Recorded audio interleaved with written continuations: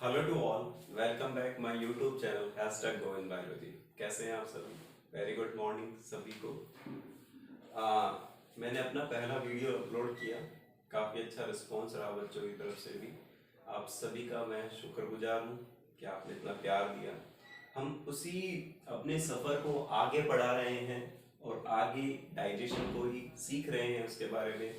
मैं हमेशा कह रहा हूँ यहाँ पर कि हम एक कोर कंसेप्ट लेकर चल रहे हैं। चीज़ें थोड़ी बड़ी ज़रूर होंगी, लेकिन हम उन्हें समझने का प्रयास करेंगे और हम उनको अपने कंसेप्ट्स के साथ में याद करने का भी प्रयास करेंगे। Biology is a very interesting subject. आप उसे फील करिए, अपने बॉडी से रिलेटेड कीजिए, अपनी चीज़ों को जानने की कोशिश कीजिए, तो आप अपना बहुत ज़्यादा 100% या 200% मार्क दे पाएंगे।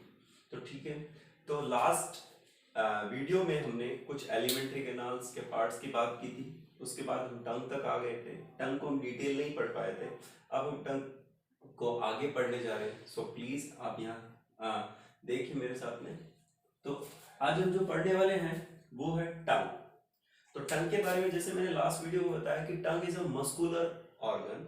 It is made up of skeletal muscles and voluntary muscle, voluntary control में रहता है, जो हमारे मूवमेंट के साथ हमारे अकॉर्डिंग चलता है।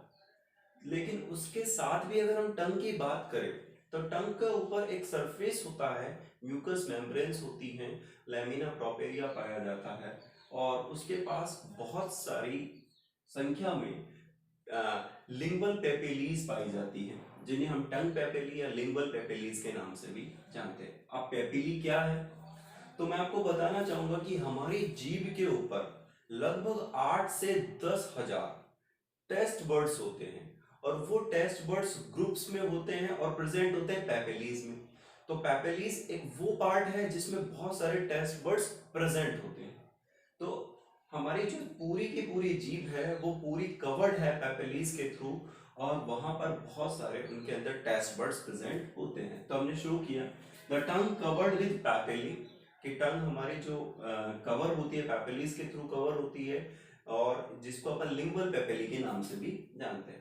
सो पेपिली कंटेन टेस्ट बर्ड्स, कि पेपिली जो होती है उनके पास टेस्ट बर्ड्स होती हैं और टेस्ट बर्ड्स का क्या रोल होता है, जो हमारा फूड कंटेंट होता है उस फूड से हमें टेस्ट का जो पता लगता है with the help of taste buds, क्योंकि वो रिसेप्टर सेल्स की तरह काम करते हैं। रिसेप्टर सेल्स होती हैं और उनकी जो इन्फॉर्मेशन होती है वो हमारे ब्रेन में जाती है और उसके बाद हमें पता चलता है कि फूड में क्या टेस्ट है। तो यहाँ पर हमने उसी के बारे में आज डिस्कस करना है। तो पेपिली कंटेन टेस्ट बर्ड्स, सम पेपिली लेक टेस्ट बर्ड्स, लेकिन ऐसा नहीं है कि सारे पेपिलीज के अंदर टेस्ट बर्ड्स हों।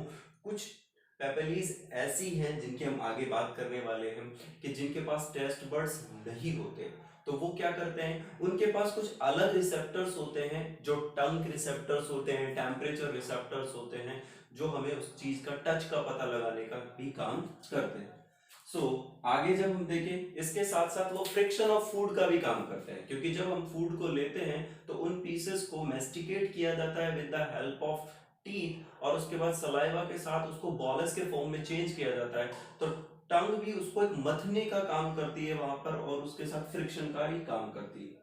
तो टेस्ट बर्ड्स क्या है, टेस्ट बर्ड्स वो स्ट्रक्चर्स हैं जो हमारी पेपिलीज में प्रेजेंट हैं और टेस्ट का पता लगाती है।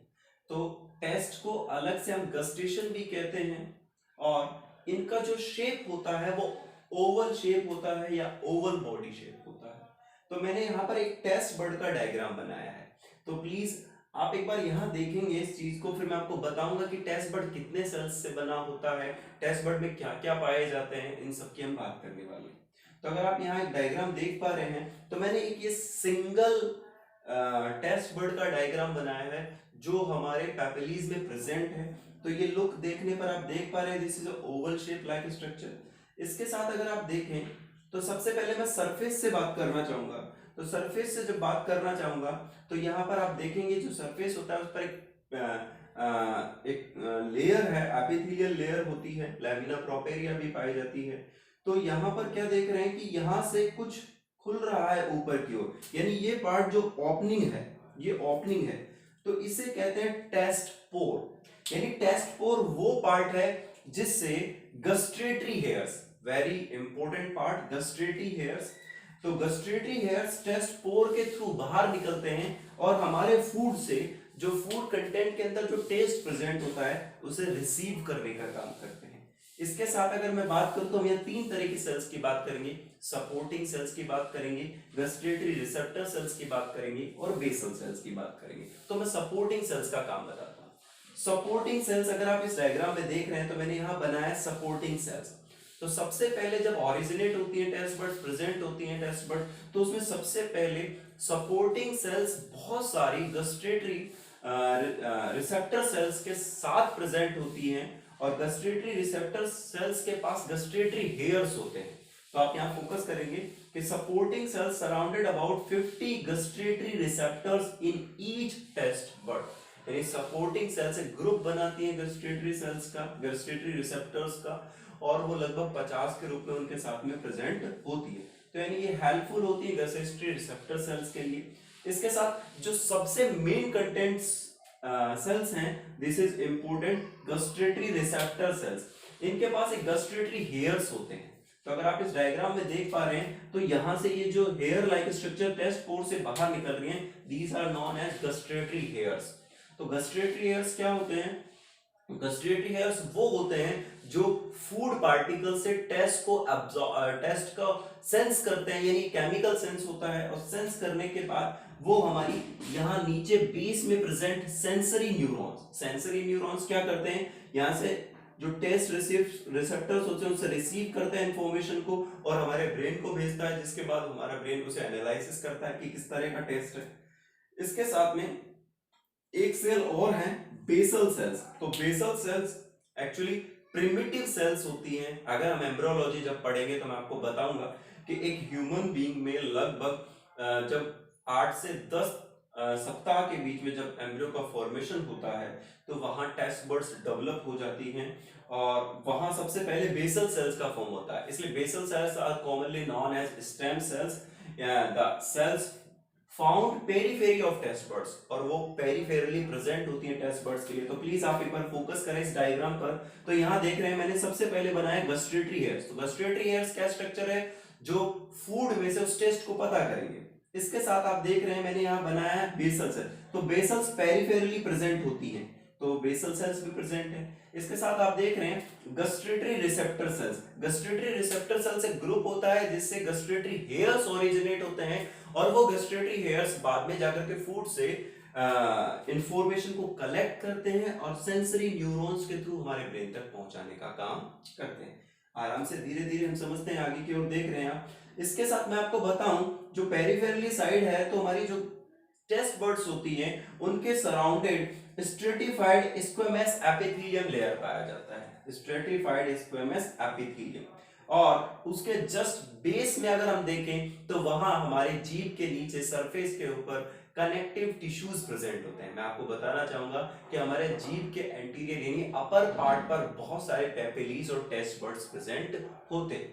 आपको एक कैरेक्टरिस्टिक और बताना चाहूंगा कि टेस्ट बड्स मोस्ट ऑफली कोर्डेट्स में हैं और वहां पर फूड का पता करते हैं। लेकिन इसके साथ अगर आप फिशेस में टेस्ट बड्स को पता करेंगे तो cat fishes and something various fishes have the lip on taste buds, उनके होठों पर कुछ टेस्ट बड्स पाई जाती हैं जिनसे भी वो फूड का पता कर पाते हैं। दूसरा, इस डायग्राम को आप देखें तो आप मेरे को I hope you understand well, taste pores present होते हैं बाहर जहां से गस्ट्रेटरी हेयर्स बाहर निकल के आते हैं। गस्ट्रेटरी हेयर्स रिसीव करते हैं इंफॉर्मेशन को और उसके बाद में यहां से सेंसरी न्यूरॉन्स के थ्रू से ब्रेन तक भेज दिया जाता है। तो गस्ट्रेटरी रिसेप्टर सेल्स गस्ट्रेटरी हेयर्स को बनाती है, इसके साथ बेसल सेल्स गस्ट्रेटरी रिसेप्टर सेल्स को बनाती है और सपोर्टिंग सेल्स उनको हेल्प करती है फॉर द गस्टेशन या टेस्ट के लिए। Thank you. आगे हम बढ़ते हैं और अब बात करेंगे कि टाइप्स ऑफ पेपिली। तो ह्यूमन बीइंग्स में लगभग 4 प्रकार की पेपिली पाई जाती है। अगर आप एक हमारी टंग को स्टडी करेंगे तो हमारी टंग में सर्कमवेलेट, फंजीफॉर्म, फोलिएट और फिलीफॉर्म प्रकार की टेस्ट बड्स होती हैं। कुछ की संख्या ज्यादा है, कुछ की संख्या कम है, किसी के पास टेस्ट बड्स प्रेजेंट हैं, किसी के पास टेस्ट बड्स प्रेजेंट नहीं है।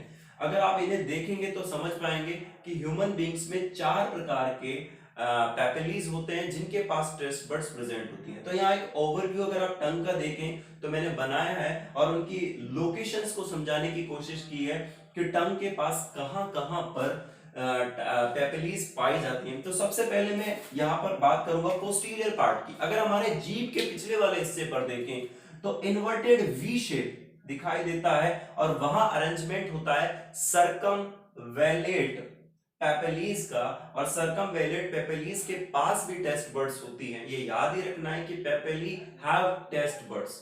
तो सर्कमवेलेट जो पार्ट है, सर्कमवेलेट में इनकी संख्या बड़ी कम होती है, 8 से 12 ये अरेंज होती है इन्वर्टेड वी शेप में। इन्वर्टेड इन्हें हम लिंगुअल वेलेट के नाम से भी जानते हैं, इन्वर्टेड वी शेप में। तो मैंने यहां लिखा है फर्स्ट सर्कमवेलेट 12 वेरी लार्ज, 8 से 12 होती है, 12 सबसे बड़ी, तथा इनके पास सबसे ज्यादा टेस्ट बर्ड्स होती हैं जिसमें 100 to 300 taste buds present in each every circumvallate papillae. Okay, दूसरा ये इन्वर्टेड वी शेप होती है, बैक ऑफ द टंग पाई जाती है। तो आप यहाँ डायग्राम में देख पा रहे हो, तो मैंने एक इन्वर्टेड वी बनाया है और यहाँ पर जो ये पोजीशन है वो सर्कमवेलेट पेपेलीज की है। किसकी पेपेलीज? सर्कमवेलेट पेपेलीज। इसके बाद आप आगे चलेंगे तो देखेंगे फंजीफॉर्म, ये बहुत इंपॉर्टेंट है। जो फंजीफॉर्म पेपेली होता है ये हमारे सबसे ज्यादा पार्ट को कवर करती है जीभ के को, और इनका शेप मशरूम शेप होता है लगभग, इसीलिए इन्हें फंजीफॉर्म कहा जाता है। और मैंने लिखा है यहाँ पर the fungiform mushroom shape and scattered entire surface of the taste tongue. ये हमारी पूरी जीभ पर लगभग फैली हुई होती है। अगर आप यहाँ देख पा रहे हैं और फोकस कर पा रहे हैं तो मैंने यहाँ बनाया है, ये जो छोटे छोटे डॉट्स आपको आगे की ओर दिखाई दे रहे हैं, these are known as fungiforms, fungiforms papillae, and they have only 5 taste bud each. इनके पास केवल 5, एक पेपेली के पास 5 टेस्ट बर्ड्स ही पाए जाते हैं। आगे की हम बात करें तो फोलिएट की बात करने वाले हैं। फोलिएट क्या होता है? आप इस जीभ के लेटरल साइड्स में देखें, साइड व्यूज के अंदर, तो आप देख पा रहे हैं कि यहाँ पर जो पेपेलीज हैं वो साइड में प्रेजेंट होते हैं, लेकिन इनके बारे में अगर मैं बात करूं तो ये बहुत कम डेवलप होते हैं, बच्चों में ये ज्यादा डेवलप होते हैं। जैसे जैसे हम एडल्ट होते हैं, बड़े होते चले जाते हैं, तो हमारे यहाँ पर जो ये प्रेजेंट, हमारे यहाँ पर जो प्रेजेंट ये फोलिएट टाइप की प्रेजेंट होती हैं पेपेलीज, वो डिसअपेयर होने लगती है। So located and margin of tongues but taste bud degenerate in early childhood. So please आप यहाँ देखें कि ये हमारे चाइल्डहुड यानी बचपन के साथ धीरे धीरे डिसअपेयर होना शुरू हो जाती है। And last one is known as filiform. This is important taste papilla because they do not have taste buds, इनके पास टेस्ट बर्ड्स नहीं होती। इसके अलावा हम तीनों में देख रहे हैं जहां टेस्ट बर्ड्स प्रेजेंट हैं। तो इनका क्या काम होता है? ये क्या करते हैं, एक प्रोवाइड रफ सरफेस प्रोवाइड करवाती है टंग को, जिससे फूड को ज्यादा से ज्यादा बॉलस के अंदर चेंज किया जाए, म्यूकस के साथ मिलाया जा सके। तो पॉइंटेड थ्रेड लाइक स्ट्रक्चर, तो हमारी जीभ के बिल्कुल बीच मार्जिन पर यहाँ जो प्रेजेंट टेस्ट बर्ड्स हैं, these are known as filiform. आपको मैं बताना चाहूंगा कार्निवोरस एनिमल्स में फिलीफॉर्म जो पेपेलीज होती हैं वो काफी डेवलप होती हैं कंपेयर टू ह्यूमन बींग्स, और इनके पास कोई टेस्ट बर्ड प्रेजेंट नहीं होती। तो आपको यहाँ तक लगभग मुझे लगता है समझ आया होगा। एक बार आप धीरे धीरे बिल्कुल स्लो में चला करके भी वापस से देख सकते हैं। इसके साथ हम देखेंगे, मैंने अब यहाँ बात करने वाला हूँ टेस्ट। तो टेस्ट की जब हम बात करने वाले हैं तो टेस्ट में क्या होता है कि हमारे जीभ के द्वारा लगभग 4 तरह के टेस्ट लिए जाते हैं। तो 4 तरह के टेस्ट कौन कौन से हैं? Sweet, salty, sure and bitter. तो अगर हम जैसे पहले बात करें तो टेस्ट्स को डिवाइड किया गया है कि हमारे जीभ में जो स्वाद आते हैं यानी टेस्ट्स आते हैं वो डिफरेंट प्लेसेस पर आते हैं। तो आप देखेंगे यहाँ पर जो हमारा सबसे पहला भाग है एंटीरियर पार्ट है, तो एंटीरियर पार्ट पर जो टिप होता है टंग का, वहां स्वीट टेस्ट यानी मीठे का हमें पता चलता है। इसके जस्ट थोड़ा सा पीछे और साइड में अगर हम देखें तो हमें यहाँ साल्टी टेस्ट पता चलता है, और इसके और पीछे के अगर हम देखें तो हमें यहाँ श्योर का पता चलता है, और इसके साथ अगर हम पीछे देखें तो हमें यहाँ पर बिटर यानी कड़वा टेस्ट पता चलता है। तो इसको हमने सबसे पहले ऑब्जर्व किया, यानी बहुत सारी चीजों पे बताया गया कि हमारे टेस्ट बर्ड्स इस तरह से काम करते हैं। लेकिन मैं आपको बताना चाहूंगा कि अब नई नई रिसर्च हो रही है, नए नए मेडिकल बायोलॉजीज में भी बहुत सारे रिसर्च हो रहे हैं, बायो में भी बहुत सारी चीजों को जाना जा रहा है। तो मैं आपको बताना चाहूंगा कि अब नए थिंग्स के अनुसार, नए रिसर्च के अनुसार ऐसा बताया जा रहा है कि human tongue do not have specific taste buds any reason, वो एंटायरली सारे जगह से ही टेस्ट का पता लगाती हैं और हम उनसे डिस्टिंग्विश नहीं कर सकते हैं। प्लीज आप इस पर भी ध्यान दीजिए। इसके साथ अगर हम बात करें तो ये केमिकल सेंस है, एक तरह से हमारे फूड से पता करते हैं, सेंसरी नर्व्स के थ्रू हमारे ब्रेन में चला जाता है। इसके साथ मैं एक नोट लगाकर कुछ स्पेशल आपको एक बात और बताना चाहूंगा कि अभी एक लेटेस्ट डिस्कवरी है। आप अगर थोड़ा सा इंटरनेट पर जाएंगे, कुछ रिसर्च पेपर्स को देखेंगे, तो आप देखेंगे कि अब एक और टेस्ट को इंक्लूड किया गया है जिसे कहते हैं umami taste, UMAMI। Umami taste के अंदर क्या होता है, इस टेस्ट को एक स्पेशल टेस्ट कहा गया है और वो किसके द्वारा कहा गया है, इसे रिपोर्टेड किया गया है जापानीज फूड में फर्स्ट। तो Japanese scientist is meaty and savoury, the taste stimulated by MSG, monosodium glutamate. किसके द्वारा बढ़ता है ये, मोनोसोडियम ग्लूटामेट। मोनोसोडियम ग्लूटामेट क्या होता है, एक फ्लेवर एनहेंसर होता है जो फूड के टेस्ट को बढ़ा देता है। और जब आप उस टेस्ट को अलग लेवल पर जाकर के जब फील करते हैं तो आपको वो बहुत टेस्टी लगता है। मैं आपको बताना चाहूंगा आजकल बहुत सारे डिलीशियस फूड्स में मोनोसोडियम ग्लूटामेट को यूज किया जाता है, लेकिन ये आज मैं आपको बताऊंगा कि इसके प्राइमरी तो कोई इम्पैक्ट नहीं होते, लेकिन इसके बहुत बाद में जाकर के बहुत हार्मफुल इम्पैक्ट्स होते हैं जिनके बारे में भी हम डिस्कस करेंगे बाद में जाकर के। आजकल जो मैगी बच्चों को बहुत ज्यादा पसंद होता है उसमें भी थोड़ा मोनोसोडियम ग्लूटामेट पाया जाता है जो बच्चों को काफी टेस्टी बनाता है मैगीज को, इसलिए वो उसको बहुत ज्यादा डिमांड करते हैं।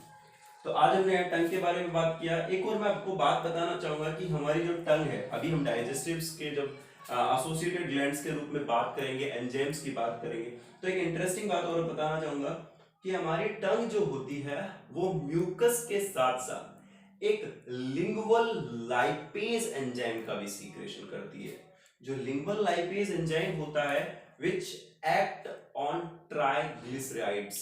तो आपको मैं बताना चाहूंगा कि आपने पढ़ा होगा कि हमारे माउथ यानी बकल कैविटी में तो केवल स्टार डाइजेशन होता है with the help of salivary amylase या टाइलिन, लेकिन मैं आपको बताना चाहूंगा कि हमारी जो जीभ होती है वो लिंगुअल लाइपेज का भी सीक्रेशन करती है और वो लिंगुअल लाइपेज हमारे बकल कैविटी में एक्ट नहीं करता है और वो हमारे आगे जाकर के 20% पार्ट ऑफ फैट डाइजेशन के लिए हेल्प करता है। उसे हम डाइजेशन में आगे की ओर बात करेंगे। आई hope you like this video. आप सभी इन चीज़ों को धीरे धीरे समझने का प्रयास करें, हम और इसे अच्छा करते चले जाएंगे, फैसिलिटीज़ के साथ और आगे बढ़ेंगे और कंटेंट अच्छा लगेगा, इन्फॉर्मेशन को इंक्लूड किया जाएगा। So keep watching my video, keep liking and subscribe and share my videos. Please, thank you so much. मैं आपके लिए ऐसे ही काम करता रहूँगा। Thank you so much.